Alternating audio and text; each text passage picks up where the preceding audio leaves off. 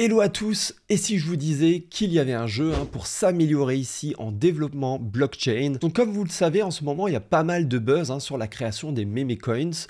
Ici, on va voir un jeu qui va nous permettre de comprendre la création quelque part d'un token. Et ça va nous permettre aussi de comprendre comment fonctionne du coup un meme coin.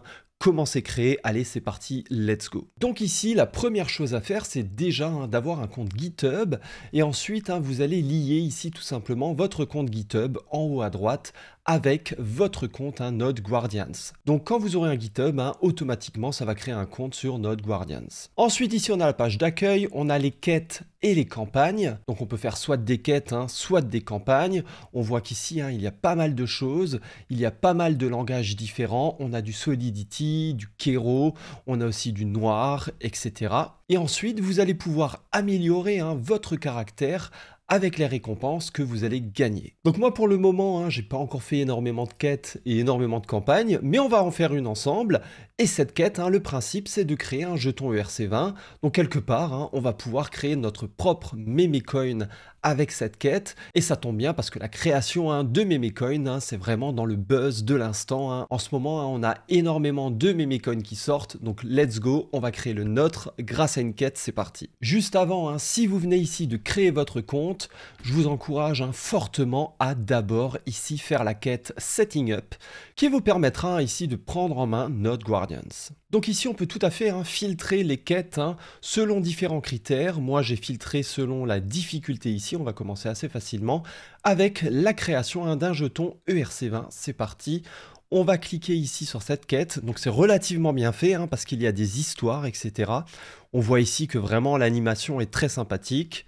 On va commencer la quête et puis on a différents personnages ici vraiment dans cette quête qui vont venir nous parler, nous dire de quoi elles ont besoin, etc. On va vraiment avoir une histoire autour de la quête, vraiment un principe de fonctionnement de la quête au niveau de l'histoire.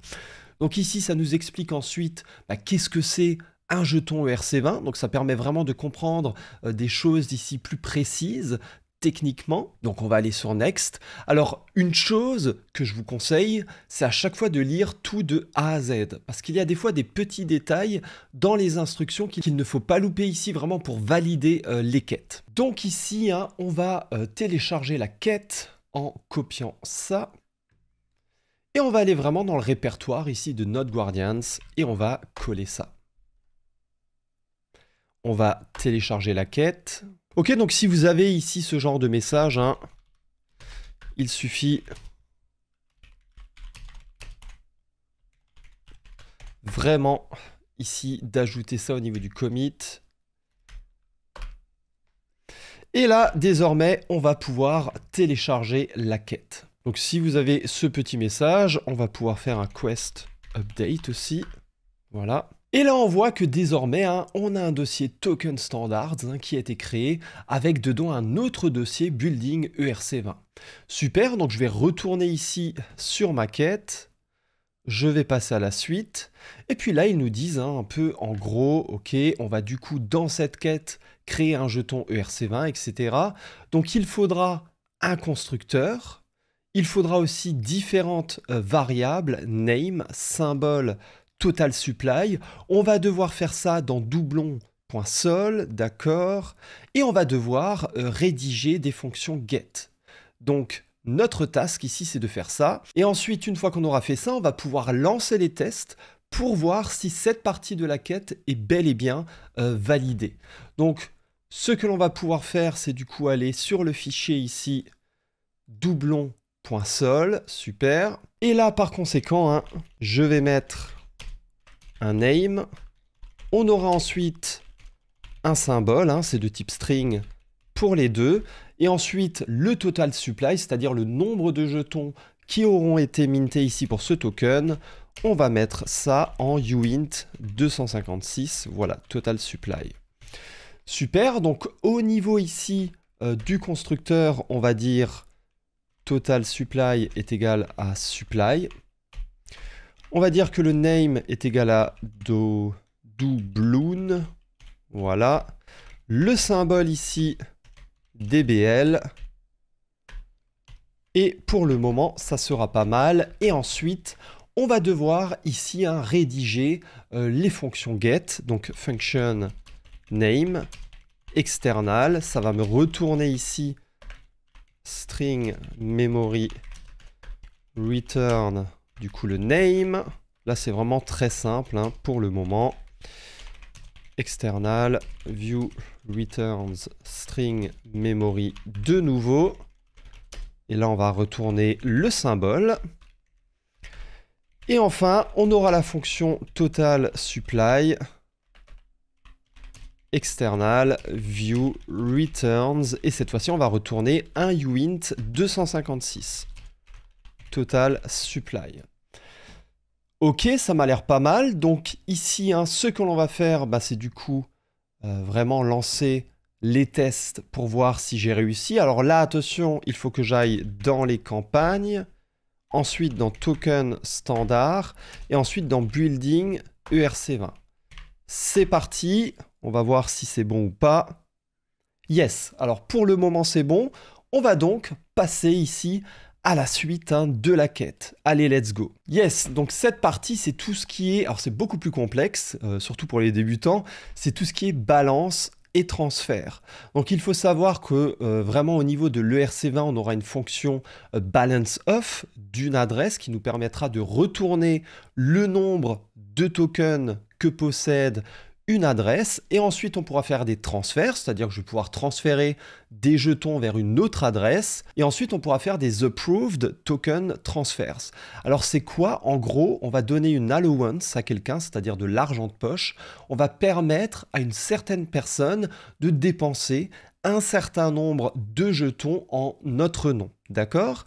Donc ici pour cela, on aura déjà une fonction approve, aussi une fonction allowance qui sera un getter, et on aura surtout une fonction transfer from. Du coup ici, une fois que j'aurai autorisé une certaine adresse, donc un spender ici à dépenser par exemple, allez, 1000 jetons en mon nom, elle pourra faire ici un transfer from de mon adresse vers une autre adresse, pourquoi pas la sienne, et du coup de maximum ici 1000 tokens. Donc on va mettre ça en place.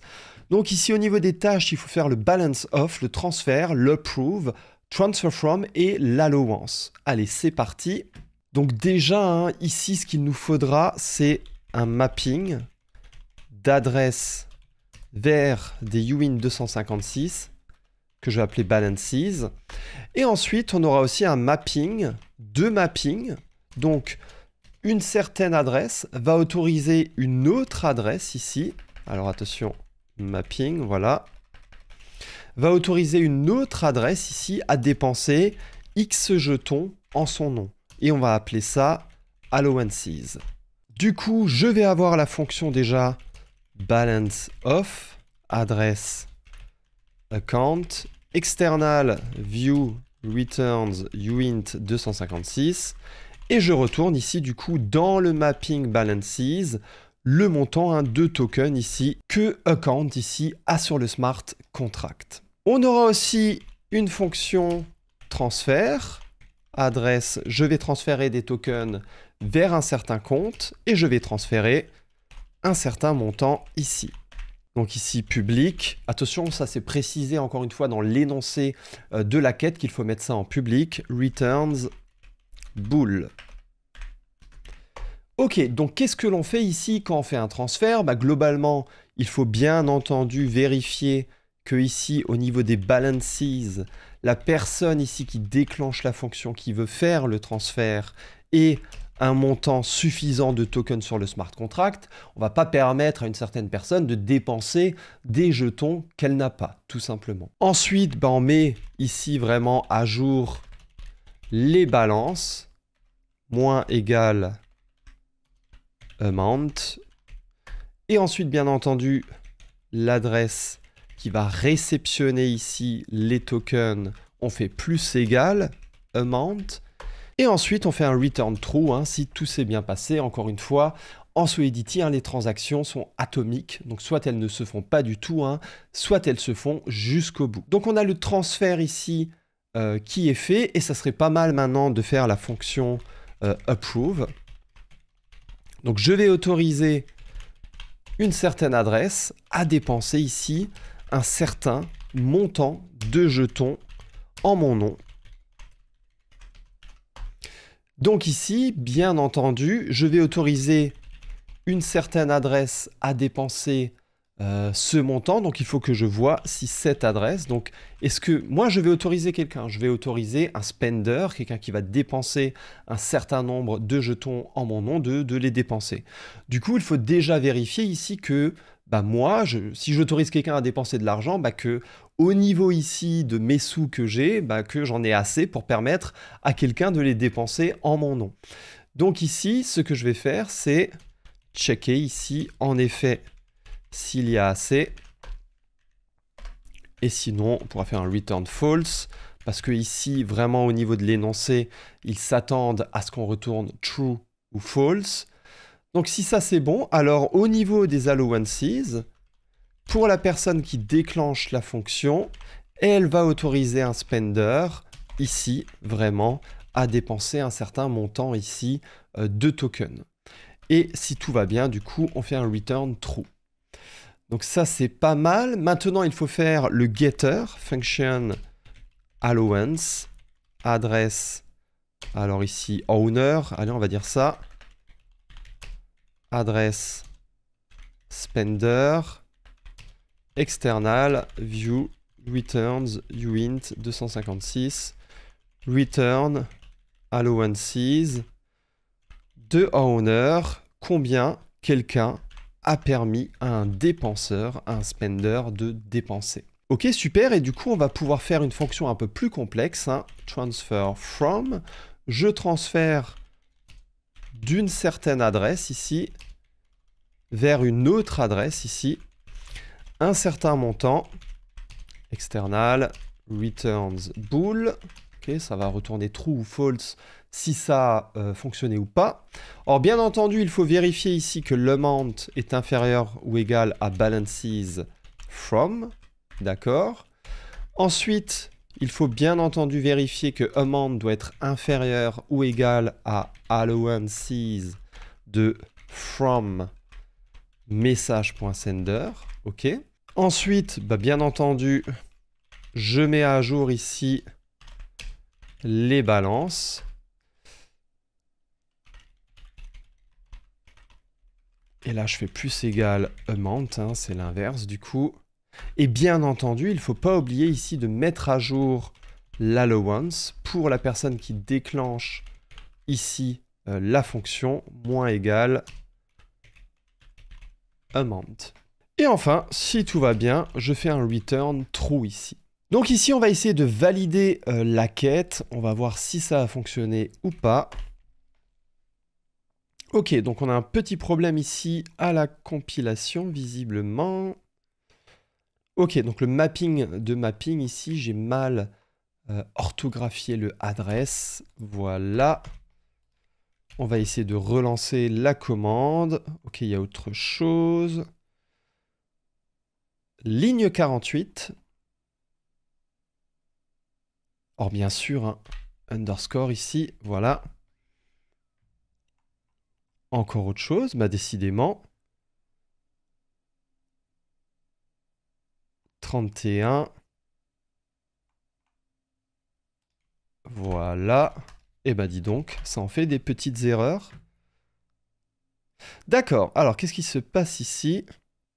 Oui, donc ici, en fait, au niveau du constructeur, ce qu'il faut faire aussi, c'est que quand je crée le jeton, je mets à jour, pour la personne qui déploie ici le contrat intelligent, je lui assigne la supply. Ok, donc ça c'est tout à fait normal qu'on avait des erreurs du coup.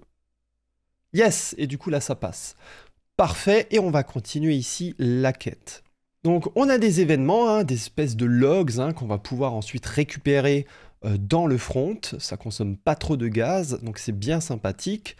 On va devoir vraiment gérer les événements transfert et l'événement approval, d'accord. Donc ici, je vais rajouter un event transfert, adresse indexed, Alors indexed, hein, bah, c'est comme en SQL quand on a un index sur ici, bah, par exemple, je sais pas, une clé, voilà, bah, ça permet ensuite de rechercher hein, plus facilement des éléments grâce à cet index. Ok, on va pouvoir faire des tris, etc., etc. Donc ça permet ici que ce soit plus rapide quand on va venir vraiment récupérer les événements dans le front. Adresse indexed to, et on a uint 256 amount. Et ensuite, on aura en fait hein, vraiment l'approval. Donc ça va vraiment énormément ressembler. On aura ici l'owner qui va permettre à un spender de dépenser un certain montant. Alors, on va pouvoir faire ça comme ça, je pense. Voilà. Donc ici, je pense que pour les événements, on est pas mal. Alors, from to, on va faire exactement comme ils ont dit. From to owner spender amount. Ok, allez, let's go. On va lancer ici la vérification de cette partie de la quête pour voir si ça a fonctionné ou pas. Alors bien sûr, oui, j'ai oublié de faire les emit. Donc j'ai déclaré les événements, mais je n'ai pas fait de emit. Donc on va aller ici vraiment au niveau du transfert déjà. Donc ici, emit, transfert, c'est qui transfère? C'est message.sender vers le tout et il transfère un certain amount ici. Au niveau bah, aussi de la fonction approve, donc on a aussi quelque chose ici. On fait un emit, approval. Ici, du coup, on a le message.sender qui permet au spender de dépenser un certain amount en son nom. Et enfin, ici, il ne faut pas oublier le transfer from. Donc ici, encore une fois, on a le from, le to et l'amount. Et on va pouvoir valider ici, encore une fois, si ça a bien fonctionné ou pas. Parfait, on a réussi ici à valider ça. Donc, je crois qu'il y a encore une étape. Yes. Donc, on a le mint cette fois-ci. Donc, attention, là, c'est dans le fichier minttable doublon.sol. External, ok. Donc là, ils nous disent attention parce que ça doit être vraiment appelé juste depuis la personne qui a créé le contrat intelligent. Donc ici, on va devoir en fait rajouter des choses. Donc on va avoir en fait adresse internal owner. On va avoir un propriétaire au contrat intelligent et on va assigner ce propriétaire à la création hein, du contrat intelligent. Et du coup, dans le minttable doubloon, puisqu'on hérite ici du propriétaire, ben, du coup, ça c'est parfait. Mais on va pouvoir faire la fonction de mint. On va minter vers une certaine adresse, une certaine quantité ici de tokens.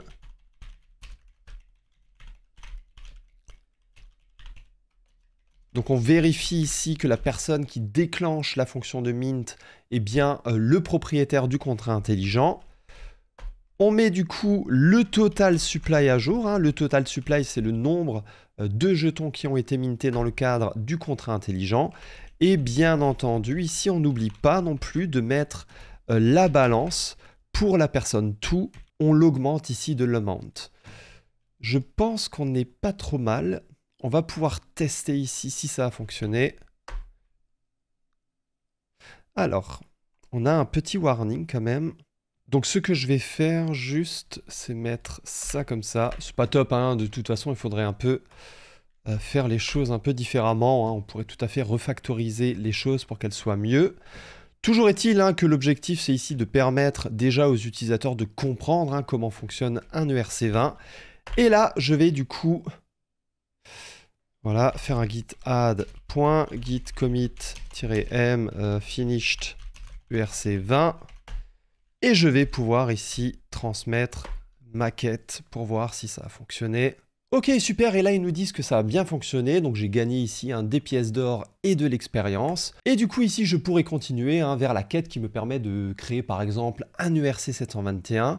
Mais on va pas faire ça tout de suite, on verra ça peut-être dans une prochaine vidéo. En tout cas, n'hésitez pas vraiment à progresser avec Node Guardians, hein, c'est vraiment un super outil une fois qu'on a vraiment de bonnes bases. Et je vous souhaite une très bonne journée, à très bientôt, ciao ciao.